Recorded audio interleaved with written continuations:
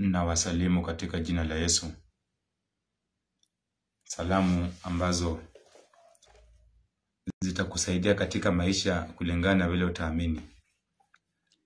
Ninaamini ya kwamba jambo la maana katika maisha ni kujua Mungu, na ninaamini ya kwamba tena unapomjua Mungu utakuwa adui wa matendo maovu. Hayo matendo maovu ndio tunaita dhambi, ambayo tunaita kuwa ni shetani.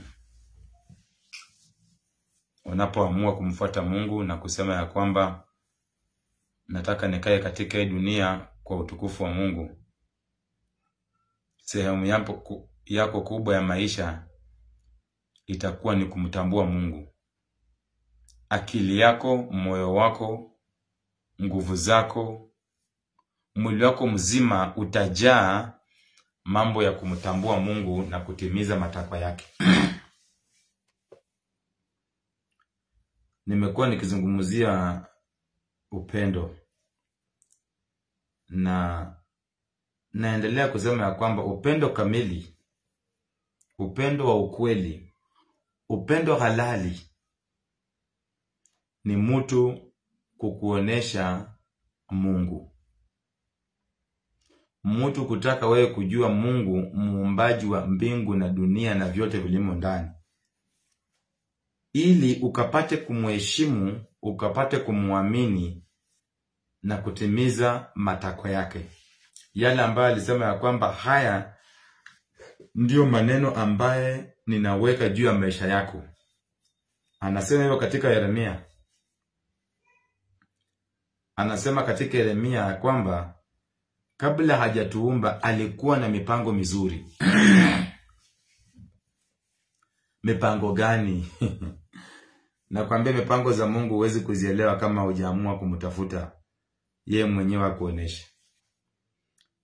Utatembea kwa watu, watakupatia misalaba, watakupatia chumvi, watakupatia kofia ambazo zimeandikwa maandishi, watakupatia mawe na maji na damu ya kutoka Israeli, kwa sababu haujajua mipango ya Mungu. Lakini ile siku utakapokuja na kugundua mipango ya Mungu, utakuja kugundua kumbe katika maisha hakuna kitu unahitaji kingine kuwa nacho ila tu Mungu mwenyewe muumbaji.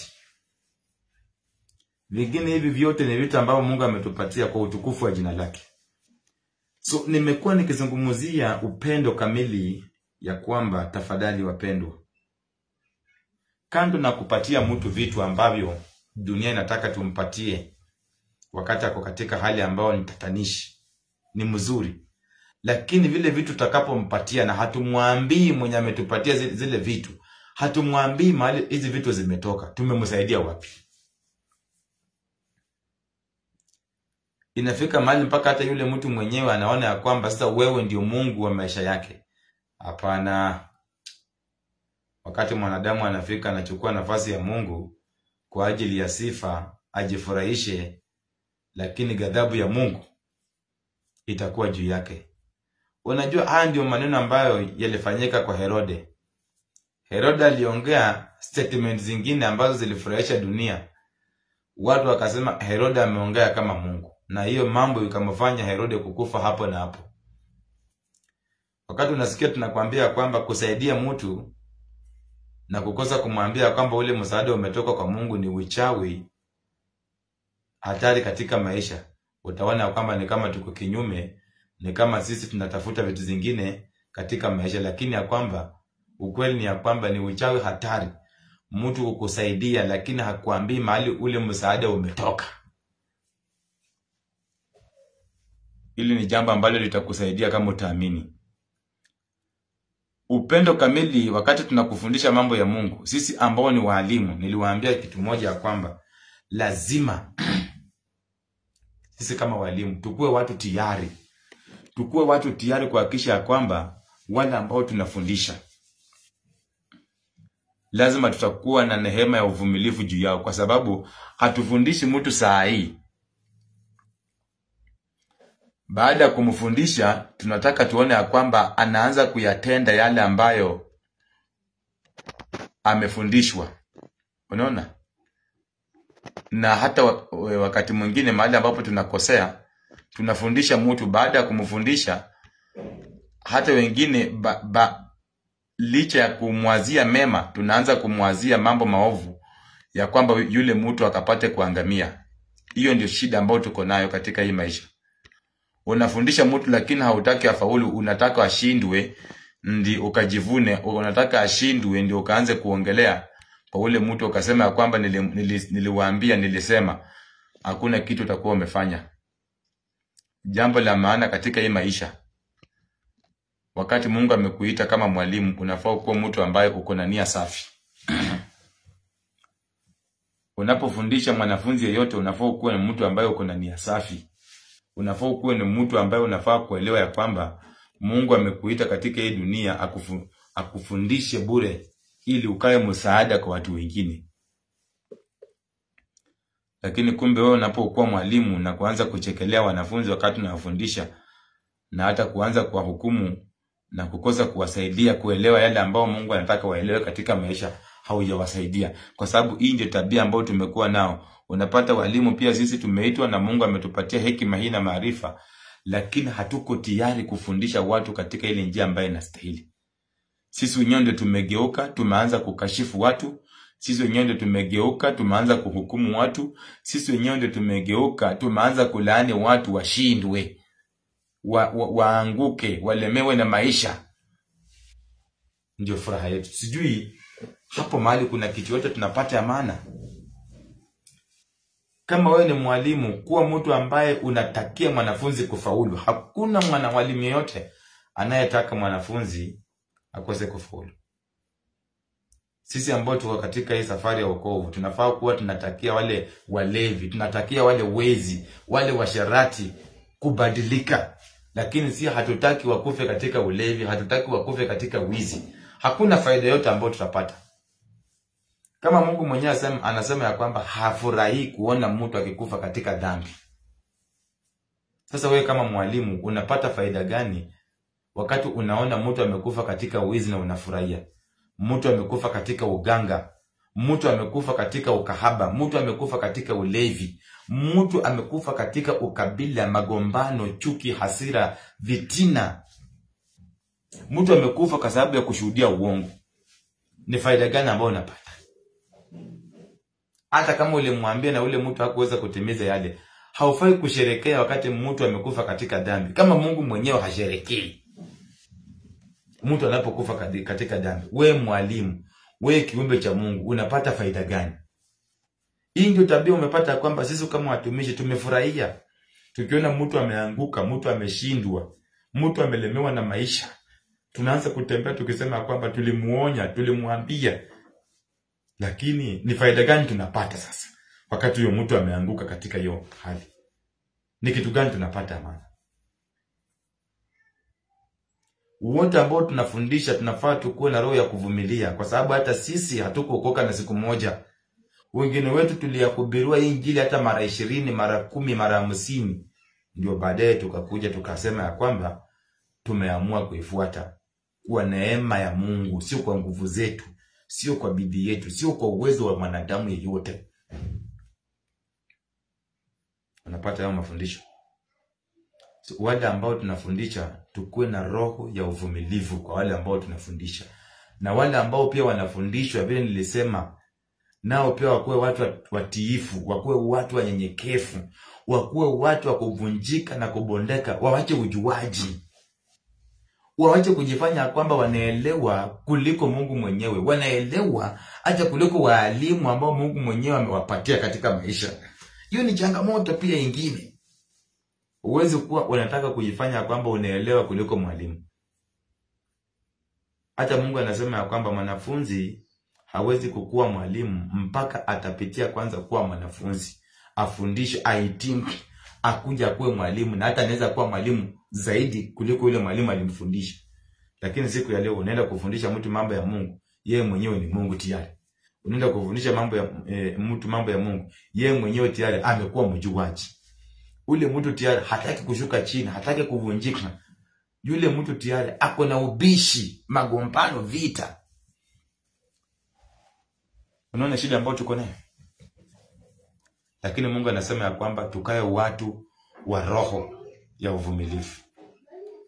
Wapendwa, nataka niwaambie kwamba uvumilivu ni tunda kubwa ambalo litakusaidia kupita mahali ambapo haungeweza kupita hata na hekima ya dunia hii. Ni watu wangapi ambao wamevumilia saa hii katika hii wokovu?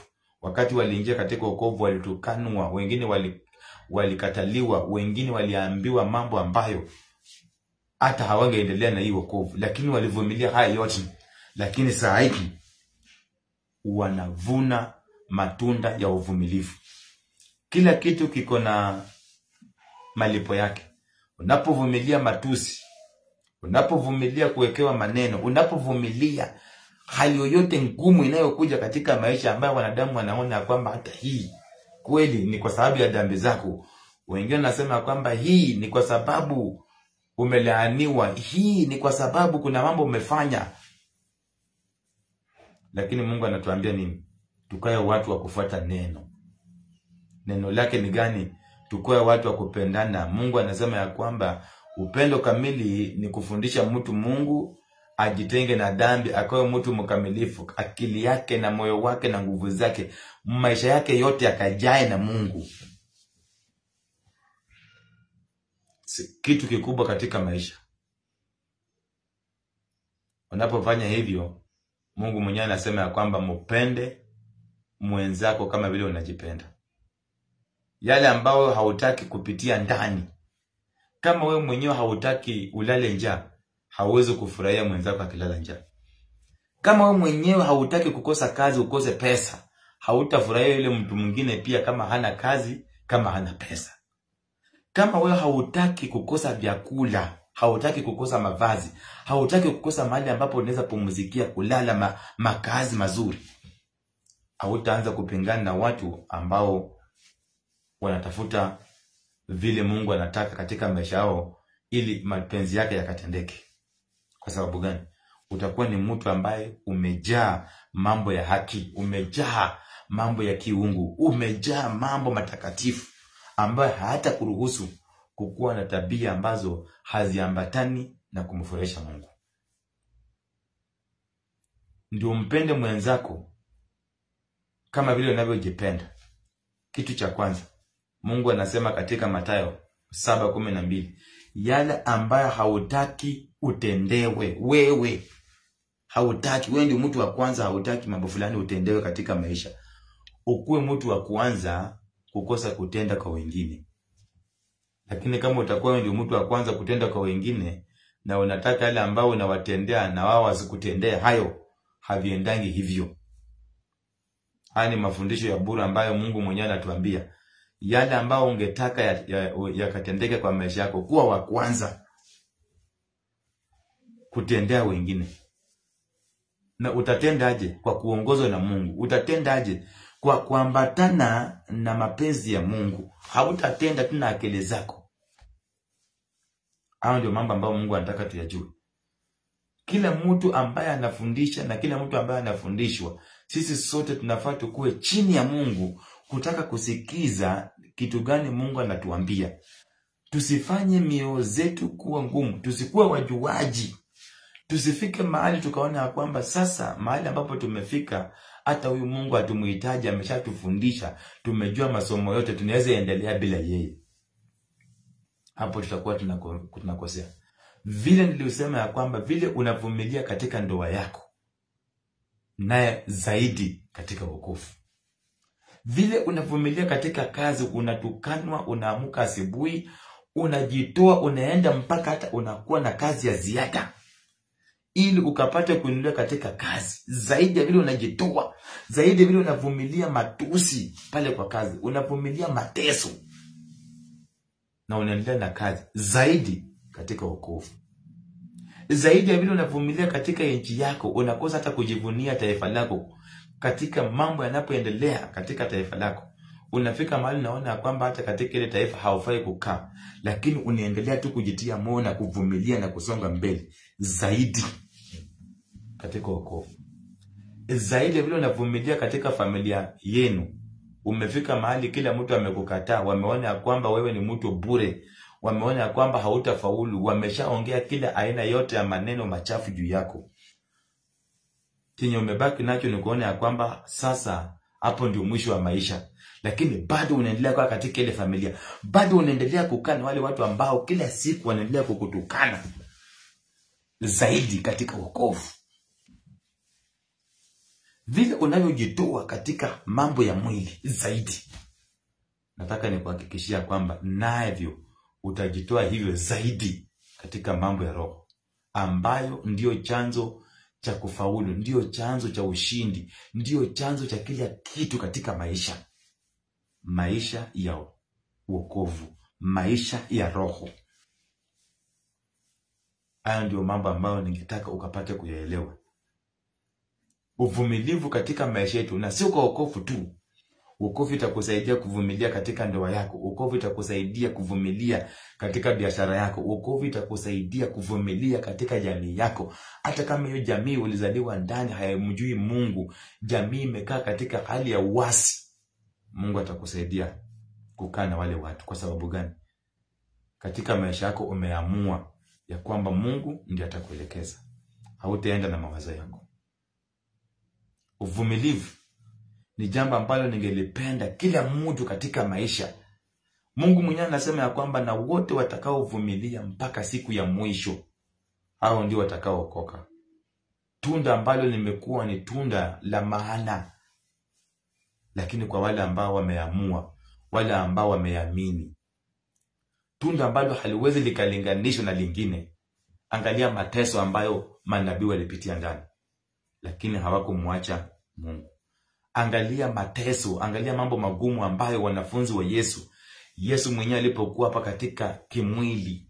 Angalia mitume vile walikuwa, mambo ambayo walipitia ndani, lakini waliendelea kuhubiri neno la Mungu. Hakuna mtu aliyechoka hata mmoja. Kwa ajili gani? Wanajua kile ambacho wanatafuta. Tegemeo lao, msaada wao ni Mungu.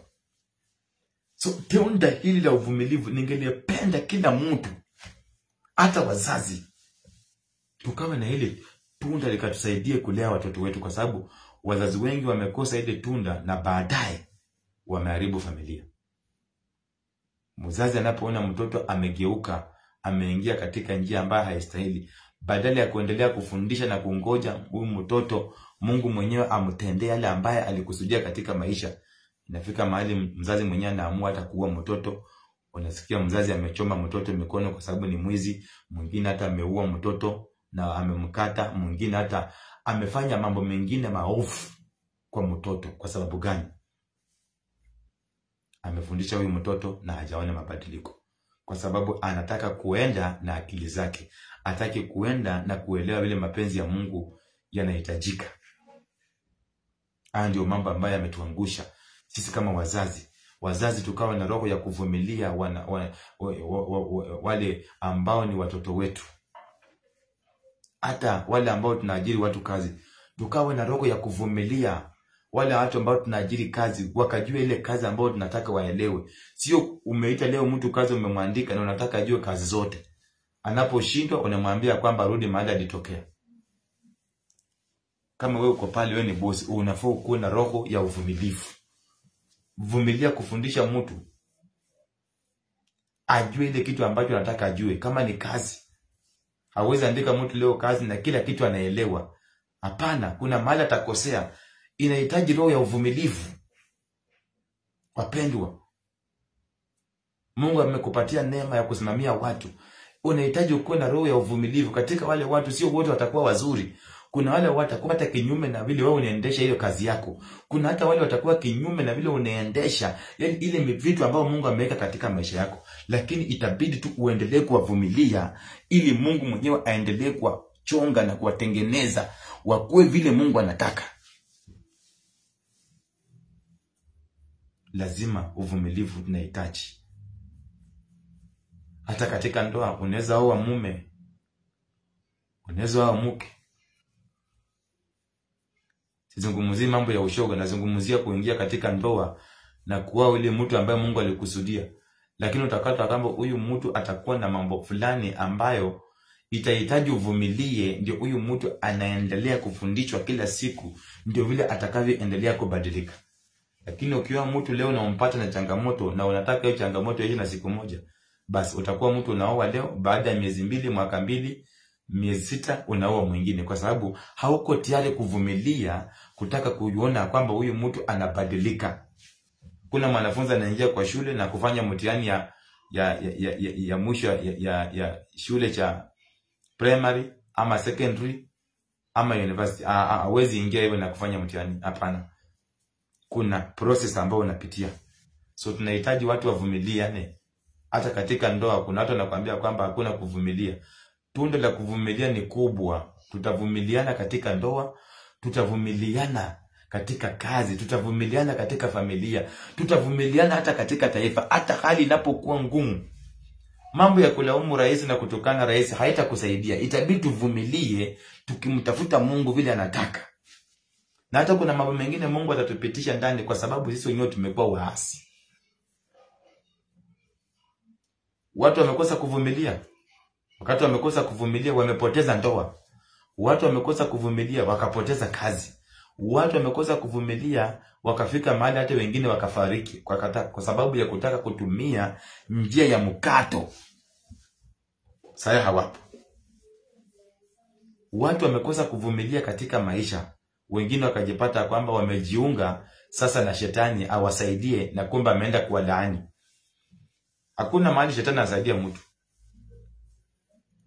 Shetani anaakilisha laana, shetani anaakilisha dhambi, shetani anaakilisha mtu kushindwa, mtu kuuawa, uharibifu, wizi. Mambo yote machafu ndio mambo ya shetani. Lakini unapojiunga naye utaona kwamba umefaulu, lakini mwisho wake utakuja kugundua kwamba kumbe haikuwa kufaulu, ilikuwa ni laana. Tunahitaji uvumilivu katika taifa, kuvumilia viongozi ambao wanatuongoza. Tunahitaji kuvumilia wazazi wetu ambao wanatuongoza. Tunahitaji kuvumilia mabosi, tunahitaji kuvumilia wafanyakazi, tunahitaji kuvumilia watoto wetu ambao tumezaa katika maisha. Tuone mipango ya Mungu juu yao ni gani. Lakini tunapokuwa watu ambao tunakosa tunda la uvumilivu katika maisha, tunataka vitu, tunapofunga macho na kufumbua hivi vitu vimefanyika ndio tujue kwamba ni Mungu, hatuko na hilo tunda la uvumilivu, basi tutapoteza vitu vingi tukianza kuzingishia shetani, na sisi wenyewe ndio tumekuwa shetani. Tutapoteza vitu vingi na kushindwa na kuanguka tukisema kwamba tumerogwa, tumelaaniwa, na sisi wenyewe ndio tumejiroga, na sisi wenyewe ndio tumejilaani. Kwa sababu ya nini? Tumekosa tunda la uvumilivu. Tunda ambalo limebeba maisha yetu, tunda ambalo limebeba ushindi, tunda ambalo limebeba sisi kufaulu katika maisha. Lakini tukalipuuza. Wengi walipuuza ile tunda. Sasa ukiwaangalia maisha yao imekuwa ni hatari. Kwa sababu gani? Hawako tayari kwa mafundisho. Kama kuna kitu ambacho unafaa kugundua katika maisha ni kukuwa tayari kwa mafundisho, kukuwa tayari kuelekezwa na Mungu. Lakini unapojifanya kwamba wewe ni guide, wewe ndio mwenye unajua kila kitu, basi utaendelea hivyo, lakini kuna mambo utapitia ambayo yatakugharimu kwa sababu ya ujuaji wako. So nataka nifunge mafundisho haya siku ya leo nikisema kwamba bila uvumilivu hata hauwezi ukaridi ufalme wa mbingu. Bila uvumilivu hautaweza kufaulu katika maisha. Bila uvumilivu itakuwa wewe ni ngumu kuishi katika hii dunia na viumbe vya Mungu. Bila uvumilivu itakuwa wewe ni ngumu kupenya katika changamoto katika maisha yako. Kwa sababu gani? Utaona kwamba umerogwa, utaona kwamba kila shida yote ambayo inatokana na maisha yako inatokana na wanadamu. Wewe mwenyewe utakuwa unajitoa katika hali ya kushindwa, katika hali ya kukosa kutenda yale ambayo Mungu anataka, utakuwa unawekea watu. So kila mtu ambaye amepata ujumbe, ninakusihi kwa jina la Yesu, ninakusihi kwa jina la Mungu aliye hai, ya kwamba usikose tunda la uvumilivu katika maisha yako kwa mambo yako yote. Ili ni tunda ambalo litakusaidia kupenya, litakusaidia kufika mahali ambapo Mungu alikusudia ukapate kufika. Ujumbe huu unaendelea kuhubiriwa katika mtandao wa YouTube. Ukienda pale una search channel ambayo imeandikishwa katika jina la Believe and Obey the Only True God. Kwa YouTube utasearch Believe and Obey the Only True God. Kwa Facebook mahali ambapo tuko sahi una search Believe Obey. Believe Obey. Utaendelea kupata ujumbe hizi na zingine na kwa watu wengine. Kwa TikTok pia utaendelea kufuatilia ujumbe hizi kwa channel ya Believe and Obey Jesus Only. Kwa TikTok Believe and Obey Jesus Only, ama pia unaweza search Gospel at 3030. Unaweza search kwa TikTok Gospel at 3030. Utaendelea kupata huu ujumbe, na unapoendelea kuupata hakikisha kwamba kama huu ujumbe umekubariki nao pia ukaupeleke kwa mwingine, na ukamwambie pia naye anaposikia na kuona kwamba ujumbe ule umembariki naye akapatia wengine. Zaidi ya yote tukaendelee kukaa maisha matakatifu, tukaendelee kumtafuta Mungu na kumjua na kutimiza mapenzi yake tunapoenda kulala. Wale ambao sasa ni usiku mahali mupo, ninaomba ya kwamba mkakuwe na usiku ambao umejaa utakatifu. Mahali ambapo wengine wako kama ni mchana, ninaombea mchana ambao umejaa baraka na umejaa haki. Kama ni asubuhi pia ninaombea asubuhi iliyojaa utukufu wa Mungu, na kama ni jioni mahali kwingine, ninaomba ya kwamba naye mapenzi ya Mungu yakaendelee kutendeka kwa wale wote ambao wanaendelea kukaa katika ulimwengu huu. Zaidi ya yote utakatifu, kwa sababu bila utakatifu hakuna mbingu, na tukaendelee kuhubiri neno hili kwa mataifa na kwa dunia yote. Asanteni kwa wale wote ambao mmepata ujumbe.